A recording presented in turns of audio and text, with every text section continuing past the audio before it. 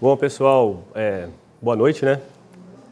Então, meu nome é Marco Aurélio, sou discente aqui do curso de Estatística do 4º semestre e eu estou na disciplina de seminários. Então, como requisito, né, da conclusão da disciplina, é uma honra, né, estar aqui com os senhores para compartilhar um pouco da experiência, né, sobre esse tema. Bom, também eu formei em Física aqui na universidade, fiz o mestrado. Eu atuo na educação básica, né, no ensino médio, primeiro, segundo e terceiro ano. E para abrir portas, né, para outras coisas, decidi fazer estatística. É um curso que tem exatas, né, eu gosto. Então, e é um curso que tem bastante horizonte, né? E a educação, igual o colega falou, né, é um trabalho, né, mas assim, é um desafio também, né? Então, é sempre bom abrir portas, né? E o tema da palestra de hoje, como a ciência mudou o seu paradigma com a adesão probabilística fenomenológica, né? Parece algo complexo, assim, né? O título, realmente, eu pensei em ter que enxutar mais isso daí, mas acho que descreve bem o que vai ser dito hoje, por mim, né? E pela Fernanda, colega de disciplina. O objetivo, então, da nosso diálogo aqui, porque quem tiver pergunta pode perguntar, levantar a mão, tá tranquilo, né? Já estou acostumado com interrupções a todo momento enquanto eu estou falando. Então podem interromper, podem falar, perguntar. É apresentar a transformação de paradigma através de uma breve apresentação histórica dos fenômenos observados. Porque é o seguinte... Calma, vocês... Porque é o seguinte... Desde a antiguidade, a ciência ela foi servindo ao ser humano como forma de previsão dos fenômenos e como forma de controle do ser humano quanto à natureza. O ser humano sempre tentou controlar a energia, controlar o abrigo, controlar tudo. Então, esse controle se baseou em um conhecimento sistemático que é a ciência. E a ciência, com o passar do tempo, foi tendo esse caráter mais determinístico, um caráter mais previsível, um caráter mais, como eu posso dizer, clássico. E isso daí se perdurou durante muito tempo, muitos anos, muitos séculos. E houve um momento na história da ciência que esse determinismo, essa confiança, né, sobre os 100% de domínio do ser humano sobre o conhecimento científico, isso daí, meio que com a observação de alguns resultados científicos, meio que trouxe uma pulga atrás da orelha. Talvez não seja tão determinista assim. Vou apresentar aos senhores uma questão que é muito comum na física, que é sobre o gato de Schrödinger. Você tem uma caixa fechada e dentro dessa caixa existe um dispositivo que tem 50% de chance de ser acionado e 50% de não ser acionado. E você vê a caixa fechada, não tem como saber se o gato que está dentro da caixa está vivo ou morto. Então, o gato está vivo ou está morto? Na nossa concepção clássica de responder, falar ou ele está vivo ou ele está morto. Nós vamos ver como que a mecânica quântica, com o advento das teorias probabilísticas, vai interpretar essa resposta. Tá? No final, a gente volta para essa questão. Outra questão também. Se você deixa uma bolinha dentro de uma caixa, classicamente, isso daí é visto de forma muito trivial. A bolinha vai ficar dentro da caixa. Já a mecânica quântica vai trazer uma abordagem totalmente diferente quando a gente transformar essa bolinha em uma partícula. Tá? Também no final a gente retorna a essa questão. E uma questão muito legal que é a fenda dupla. Já ouviram falar no experimento da fenda dupla? Não, né? Então é o seguinte, você tem uma fenda dupla. Se joga através dessas fendas bolinhas. Pode ser bolinha de gude, qualquer bolinha de tamanho convencional. Aqui atrás tem um antiparo. O que será marcado nesse antiparo? Serão marcados duas regiões cujas marcações são concernentes às fendas, né? Na direção das fendas. Isso parece meio bobo, né, agora, mas no final da apresentação vocês vão ver que isso muda totalmente. Tá? Então, como que tudo começa, né? Vamos? Um dos grandes expoentes da mecânica clássica, da mecânica determinista, foi Isaac Newton. Mas ele pegou, lógico, o trabalho de Galileu, posteriormente teve Descartes, D'Alembert, Lagrange, todo esse pessoal da mecânica clássica, né? Então, Newton, quando publicou a sua obra Principia, meados aqui do século XVIII, ele colocou ali, ele uniu a física da Terra com a física do céu. Ele explicou, né, que a mesma força que puxa os objetos para baixo é a força que mantém a Lua presa na órbita da Terra. Então, foi uma obra muito rica e também trouxe muitos tratados importantes sobre ótica. Então, isso aqui, nessa época, a física ela era como se fosse uma religião, né? Como se fosse assim, poxa, os caras que sabem física, matemática, são os caras que dominam, né, o universo, o conhecimento, o mundo.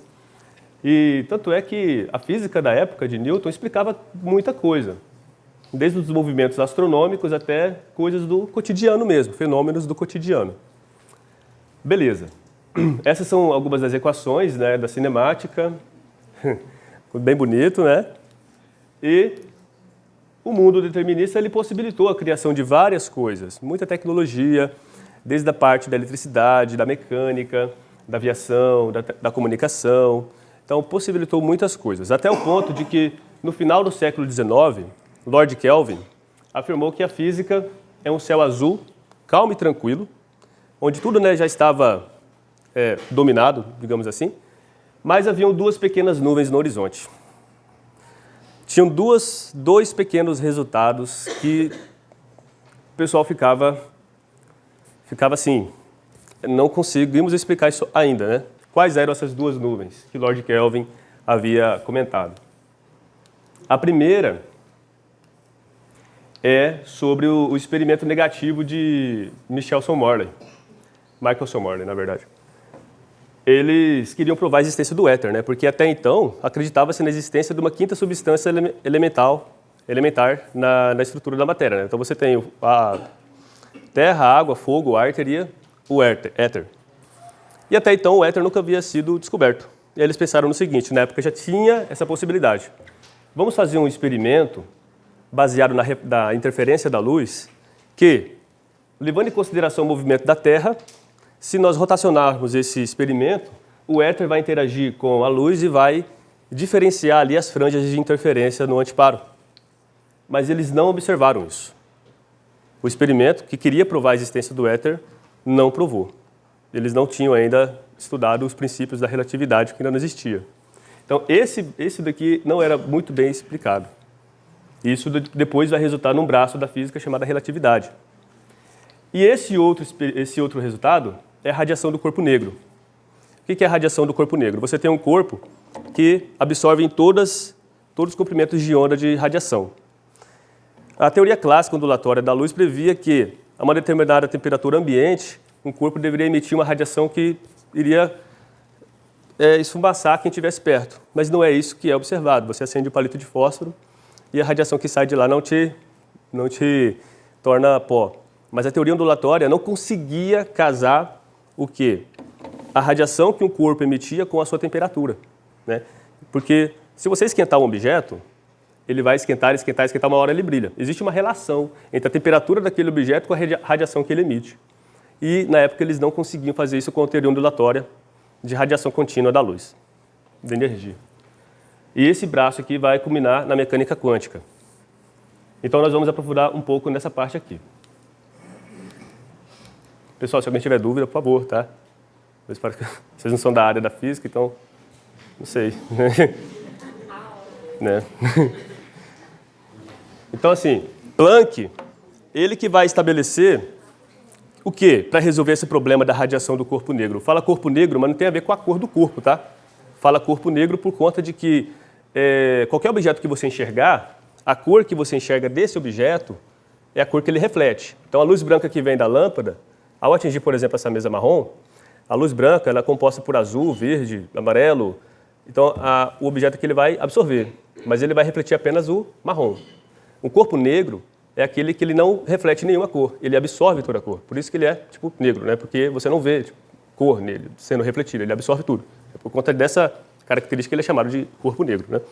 Não com relação à cor. O Sol, por exemplo, é um corpo negro, de acordo com a definição da física, tá? que ele reflete, ele emana todas as radiações, ao mesmo tempo que ele também absorve. A lei de Planck. Então, Planck vai dizer que a energia ela é quantizada. E aqui a gente já vê alguns conceitos estatísticos sendo colocados para explicar, em torno de 1900, 1901, para explicar ali o fenômeno da radiação do corpo negro. A radiação que um corpo negro emite, ela não é contínua, ela é quantizada. Ele não sabia que isso ia resultar em toda a transformação da matéria, mas a ideia dele era só resolver o problema do corpo negro. Essa ideia da radiação ser quantizada vai trazer uma série de consequências. Então, ao invés de um corpo ele emanar todo tipo de radiação, ele vai emanar em certos degraus. Bom, isso possibilitou, essa quantização da energia que um corpo emana, possibilitou o estudo do espectro do Sol, da atmosfera do Sol, que é composto por hélio, hidrogênio. Possibilitou também prever qual que é o elemento de uma estrela, o elemento químico no caso, né? Através dessa quantização da energia. Mais tarde também vai influir no modelo atômico. Aí, uma coisa muito legal que aconteceu. Na época, no início do século XX, né, que foi uma época muito rica para a ciência moderna. De Broglie, ele vai dizer o seguinte. Até um momento, né, 1905, ali, Einstein propôs que a luz, que é uma onda, ele pegou a ideia do Planck. Ele falou, então, a luz que é uma onda pode ser também considerada como sendo uma partícula, um pacote de onda, né? Então, a onda tem característica corpuscular. Eu posso estudar a luz considerando ela como partícula, né? Então, ele fez isso inspirado na ideia do Planck. De Broglie vai fazer o contrário. Ele vai então quer dizer que se a onda tem caráter corpuscular, então se nós tivermos uma partícula, ela também vai ter caráter ondulatório. E quando ele fez isso que foi uma revolução. Por quê? Deixa eu ver aqui nesse slide, explicava muitos fenômenos que até então não tinha explicação exata. Essa ideia de que a estatística, né, a probabilidade na física é algo muito discordante na época, isso foi uma transformação de ruptura. O próprio Einstein afirmou, Deus não joga dados com o universo, né, ao dizer que a física continha elementos de probabilidade. Ele afirmou, Deus não joga dados com o universo, né, porque é a visão que nós vimos lá atrás, determinista. A visão de que o ser humano domina a ciência e é tudo bem previsível, como se fosse tudo bem mecânico e encaixado. Esse daqui é Einstein e esse daqui é Bohr. Os dois degladiaram bastante em termos de ideias. Bohr trazendo as teorias quânticas e Einstein querendo refutar sempre essas teorias quânticas. Beleza. Voltando então àquelas questões. Quando você joga partículas numa dupla fenda, tu vê então duas marcas no antiparo relacionadas à trajetória dessas partículas. Já se você considerar partículas quânticas, elétrons, nêutrons, que são partículas mesmo, tem massa, você vai observar isso aqui. Você não vai observar duas marcações, você vai observar várias marcações seguindo o quê? Um padrão de onda. O mesmo acontece com a luz. Se você joga um laser em uma fenda dupla, tu irá observar esse padrão de interferência de onda. Tá? Esse padrão ele é feito quando uma onda atravessa duas fendas e se geram então várias interferências construtivas e destrutivas e o antiparo ele fica marcado então com essas franjas. Tá? Lembra que nós falamos que a energia era quantizada lá atrás? Então, isso daqui vai influenciar também na estrutura do átomo. Bohr estabeleceu de que o átomo ele é composto, né, por o seu núcleo e a eletrosfera. Essa eletrosfera possui diversas camadas, cada camada tem um nível de energia.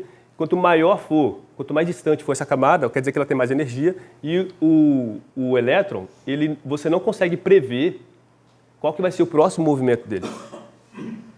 Você não consegue prever. Isso daí era uma discussão muito acalorada na época.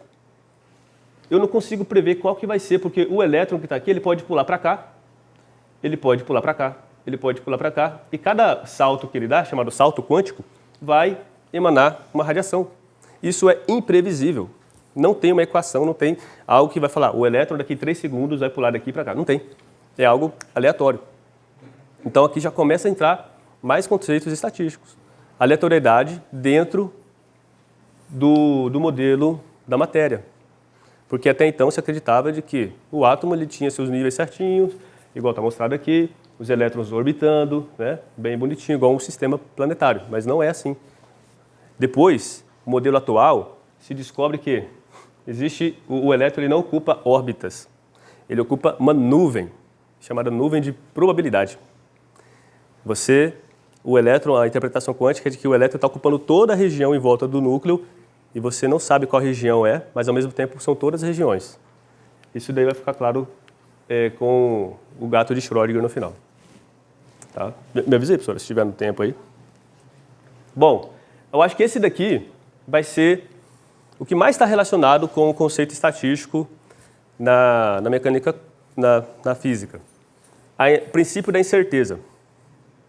Esse princípio da incerteza de Heisenberg, ele diz o seguinte: se você tem uma partícula atômica, porque se você tem um objeto convencional, você consegue prever qual que é a posição dele e a velocidade.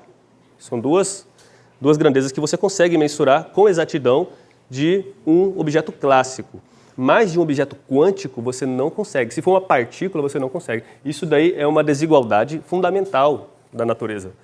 Tá? A incerteza da posição vezes a incerteza do momento é maior ou igual a essa constante de Planck sobre 2. Isso daqui tem mais facilidade de entender olhando essa imagem. Se você sabe a posição de uma partícula, de um elétron, você sabe a posição, mas você não sabe para onde ela vai estar indo. Ou se você sabe para onde ela vai estar indo, você não vai saber onde ela está. Então, essa incerteza ela é intrínseca, não é como se pode dizer, uma incapacidade experimental de se medir. Ela já é algo elementar, fundamental da natureza. Isso daqui abalou bastante. Né? Então, assim, quem era da teoria clássica, determinista, newtoniana, quando via essas coisas assim, ficavam loucos. Como que pode isso? E Einstein falou, Deus não joga dados com o universo. Como que pode esses conceitos de aleatoriedade, de probabilidade, de eu não saber com exatidão as coisas, né? Sendo que... Então é uma ciência falha. E Einstein tentou provar, viu, que a quântica era uma ciência falha. E cada vez que ele tentava provar, a quântica se mostrava mais comprovada ainda. Então, voltando àquela questão do início, eu só vou pegar uma garrafinha d'água ali, porque minha garganta está seca já. Tá? Aquela questão do início que falava, se você colocar uma bolinha dentro de uma caixa, é uma questão boba, óbvio, a bolinha vai ficar lá, né? Agora, se você colocar uma partícula dentro de uma caixa, essa caixa seria um poço de potencial. Se você colocar uma partícula dentro, aí a coisa vai mudar. Por quê? Não vai ser a partícula em si que vai se comportar dentro da caixa, vai ser o seu caráter ondulatório.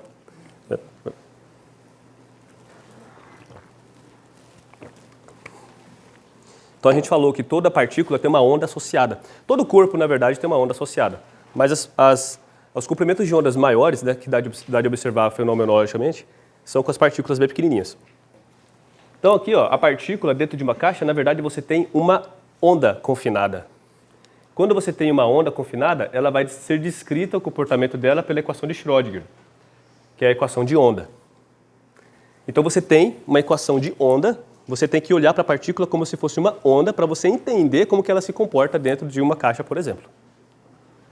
Tá? Isso daí é o seguinte, o primeiro nível de energia e a outra. A partícula dentro da caixa ela não vai ocupar qualquer tipo de energia, ela vai ocupar certos níveis de energia. E para cada nível de energia vai ocupar localizações diferentes. Então, para o primeiro nível de energia, a maior probabilidade da partícula estar é aqui no meio, onde a sua onda tem uma amplitude maior. No segundo nível de energia, a maior probabilidade é aqui, 1/4 da caixa e 3/4 da caixa. Nunca você vai achar ela no meio, nunca. Tá? E assim sucessivamente. Entendeu? Então, assim, já vê como que muda o tratamento, né? Quando você olha para partículas. As coisas já começam a mudar totalmente de como você olha para as coisas clássicas. Tá?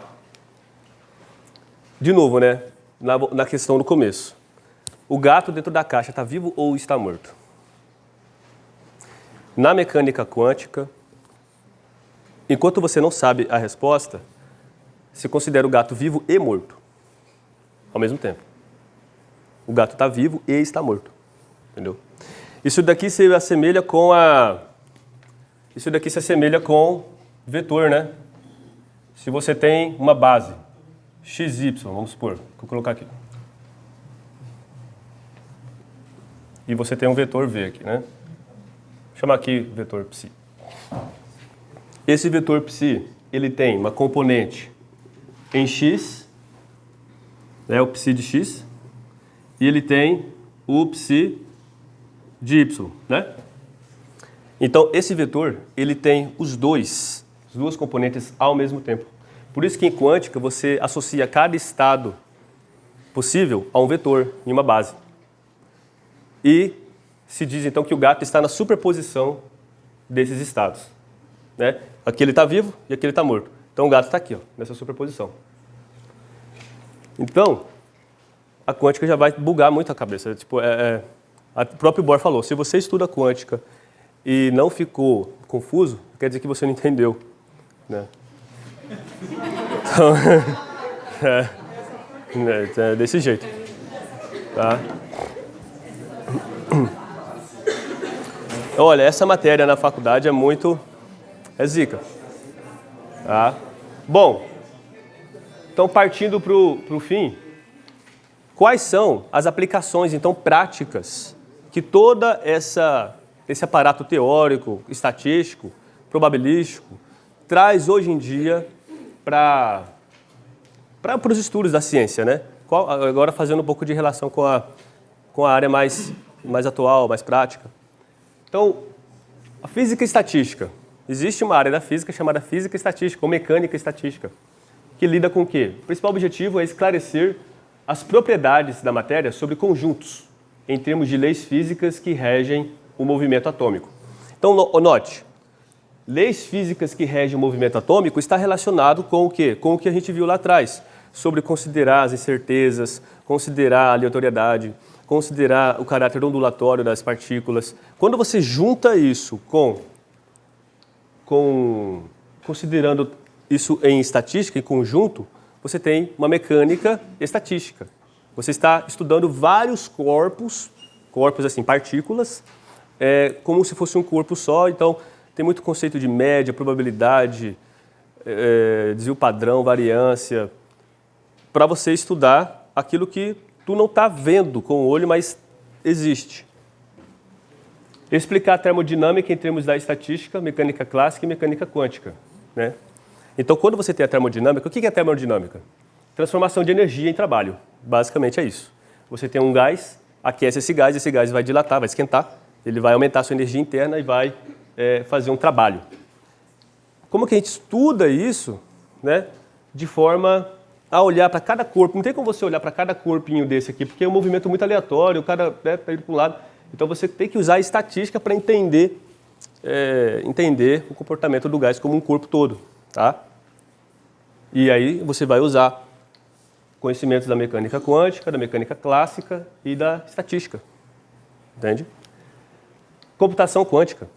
Computação quântica que lidar com transmissão de informação usando o princípio de superposição, usando o princípio de você não localidade. Aí não vou entrar em muito detalhe.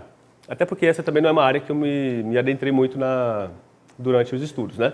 Mas a computação quântica também é uma área que está, sim, já está há algum tempo, né, consolidada e vem cada vez mais fazendo essa junção com a estatística, com o sistema de muitos corpos, como que eu posso melhorar o envio de informação usando essas propriedades quânticas.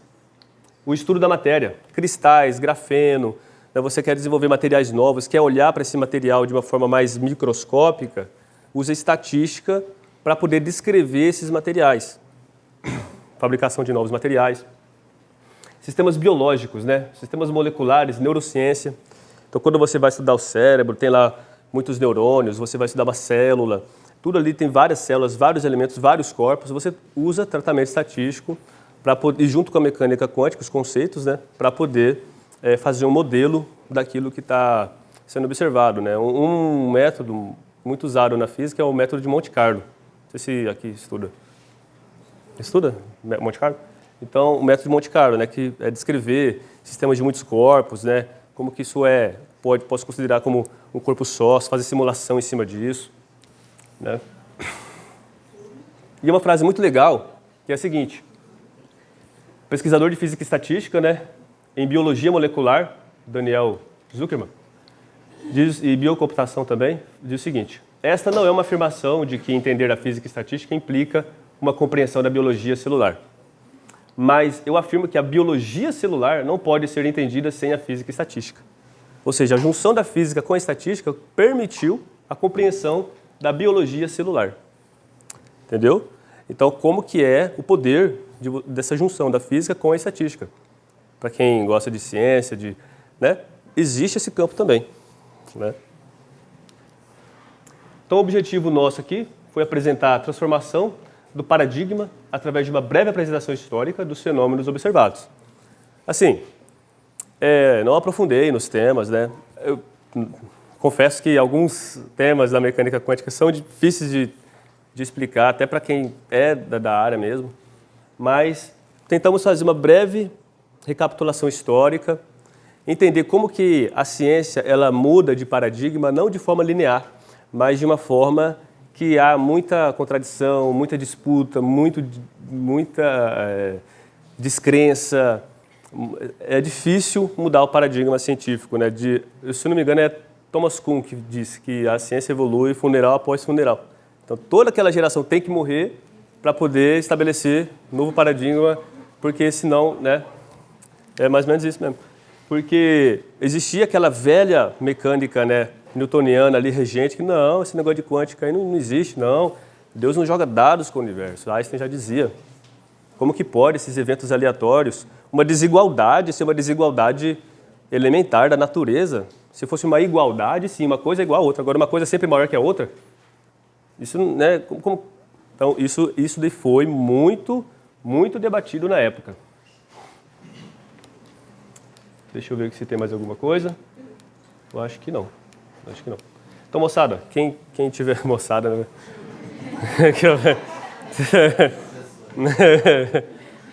Então, alguém tem alguma dúvida, quer perguntar alguma coisa? Prazer responder. Onde que é a prova, professor? Aqui no curso eu tenho alunos que já dei aula, né? Gianluca. Foi uma surpresa, eu vi. Também? Então, a galera aqui. Mas o objetivo foi esse, tá? Espero que tenha passado então a mensagem, entendido um pouco, né, de que existe essa área. A física lá tem muita gente legal que mexe com estatística, com modelo, com métodos computacionais. É uma coisa incrível, assim, bem legal. Mas assim, tem que gostar, né? Porque né? O negócio não é bonito não, porque às vezes você vai lá, vou estudar quântica aqui, vou ver os negócios, né, legais, você vai ver uma conta de 3 folhas, assim, né? Beleza, pessoal? Marco, qual foi o título da sua dissertação? A minha dissertação do mestrado, ela foi voltada para o ensino de física durante a pandemia. Então, foi durante a pandemia, né? A gente tinha um projeto de fazer um produto educacional para a educação usando a mecânica quântica, né? Só que aí veio a pandemia, aí a gente teve que mudar o projeto aí colocamos lá mecânica newtoniana no ensino online, por exemplo. Eu tive que fazer um canal, tive que fazer um material online para os alunos, um produto, né, para eles acessarem durante essa pandemia. Você conseguiu interagir com eles? Na pandemia? Muito, assim, alguns, mas bem pouco, né? Aparecia na live lá, 1 ou 2.